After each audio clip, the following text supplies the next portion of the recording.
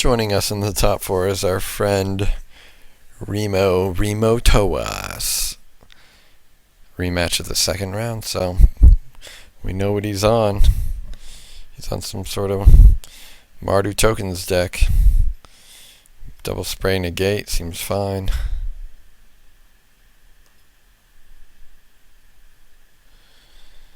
He's got the dragon fodder, which is quite annoying for us.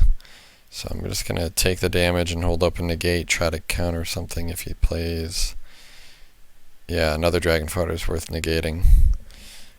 Gosh, if only I had Twin Bolt. So these Griptides and negates aren't, Griptide and Magma Sprays aren't looking that great. But we're not taking that much. He plays nothing, he's land screwed, so I guess I'll just Magma Spray both those guys just to make our treasure cruises potentially better. And Divination, boom, hits cruise, sweet. So it looks like we'll be cruising next turn if we don't need to hold up and nullify, which we don't. So that's pretty sweet. We get to a turn 5 4-mana cruise where we're not really being punished for it. And we're kind of flooded on these cruises. We would rather take, like, I don't know, Flurry of Horns. But Rise of Eagles is good enough for turn 6. Haven't missed a land drop. Sultai Emissary is the first play. A little rough, discarded Trinket Spirits. So yeah. We would like to lag to stop. Beyond that, we can just Griptide as 1/1, just time walk him. I don't know how much he can take of this. And replay lag. Replay lag is real. What would you guys do in this spot? Probably just creep Griptiding him, sending him back to the Stone Age, anticipating for the nullify, and then treasure cruising. Always go for the 1-mana treasure cruise if you can get value from the other spells. So here we've got triple nullify, magma spray. So spray is going to be pretty good against his stupid 1/1 that doesn't do anything. So we get to spray it. We could cruise here, but I'd figure we can leave open double nullify. Scout's going to get nullified just because it fuels our cruise. We can divinate. We can lightning strike him. Hope to hit another lightning strike. We hit flurry. And don't even bother cruising because we want to hold up a nullify, and flurry is lethal. So that was kind of a non-game. Unfortunately, didn't draw enough lands. So game 2, we're going to be on the draw here. Again, these hands aren't perfect, but any draw step of early interactions pretty welcome. We've got a draw 2 and a scry effect, so Radiant Fountain's not the best, but we'll take it. But he's got probably a Raise the Alarm here, so we don't have the negate, but we'll represent 2-mana open anyway, but he's gonna go for it. Yep. So he plays Raise the Alarm, gets us for 2. Yeah, might as well Voyage's End just to save the damage. Put the land on bottom, basically drawing a card. Draw land anyway. I think we want to divinate here.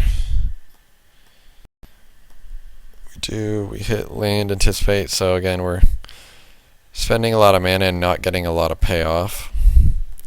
He's got another Raise the Alarm, so he's starting the beatdowns. Husk is a little annoying. Anticipate is led in the main phase here because we can still hope to draw Scouring Sands, play Mountain, just so it keeps its Husk by itself. Husk isn't that scary if we can keep it by itself, so yeah, that's the easy pick. Voyage's End would be good about to help deal with the Husk too. case he ever decides to go in. Anticipate, we'll keep on top, just so we can find more answers later. Read the bones. It's interesting. I found this to be quite interesting. He put top, 6 cards in hand, but he didn't keep a land on top. So that's interesting to me. I don't know what he would have kept.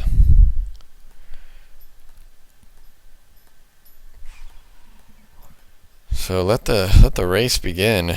I'm gonna tackle you with my Minotaurs, mainly because I don't want to hold it back, because all he needs to do is play Dragon Fodder and then attack. So I'd rather not plan on blocking. So he leads with duress, which is annoying. He gets to probably, take my Rise of Eagles. And Impact Tremors. Okay, so if those were the exact 2 cards on top on his Read the Bones, I could see him keeping them because he knew he could play both the next turn. But that still means he has cards in his hands that he can't really play efficiently. So I don't know.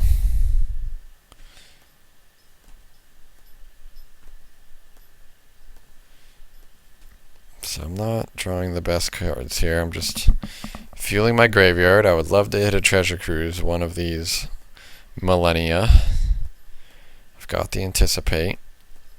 Holding open the Counterspell. He has no respect or Nullify, but good play. So he gets me down to 12. I go Anticipate. What do I have? Maybe should have anticipated before in response to the Mardu guy. Yeah, ooh, that was a bad play.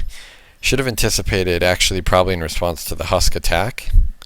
Maybe even before the Husk attack so that he can't trigger Raid. Because if I anticipated and hit Magma Spray, I could have Magma Sprayed the Nantuko Husk. So yeah, it was a bit of a misplay, but here I'm probably going to take the Voyage's End.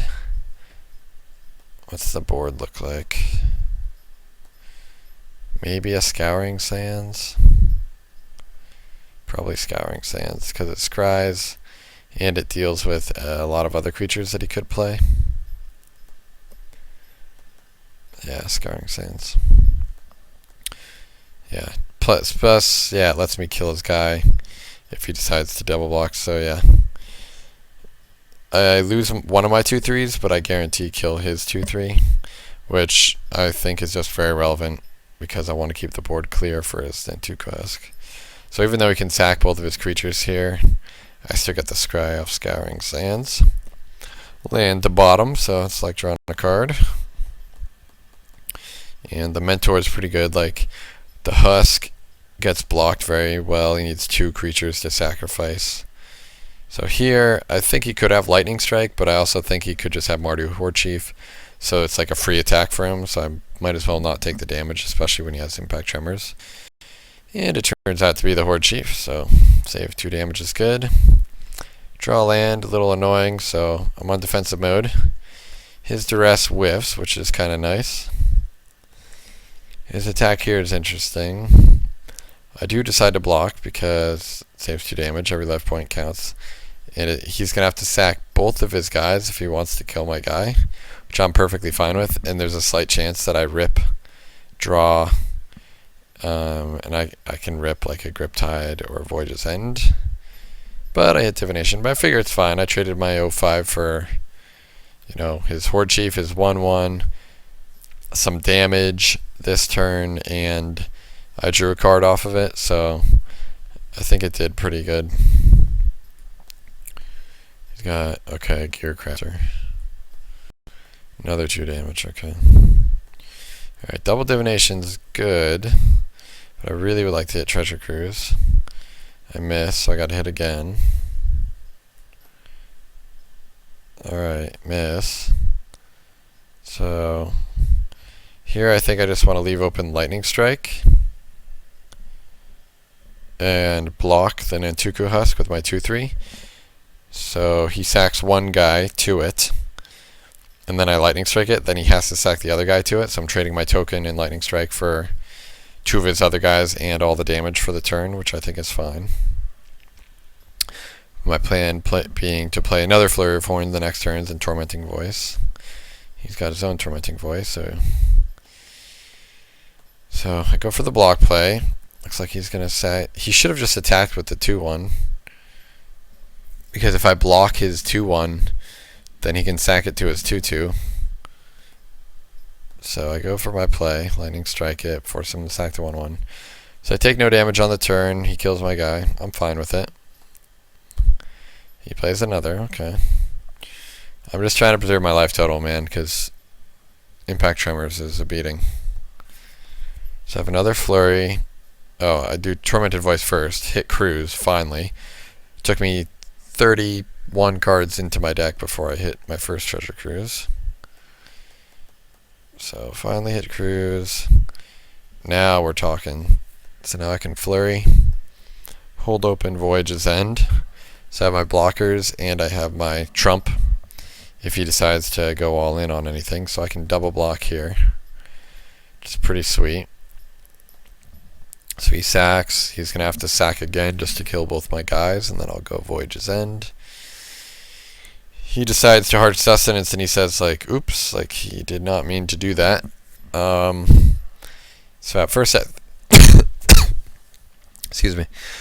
First I think about Voyage's Ending, so it only deals 1 to my creature, but I don't need to because this is still going to kill him. He still has to sack his 1-1.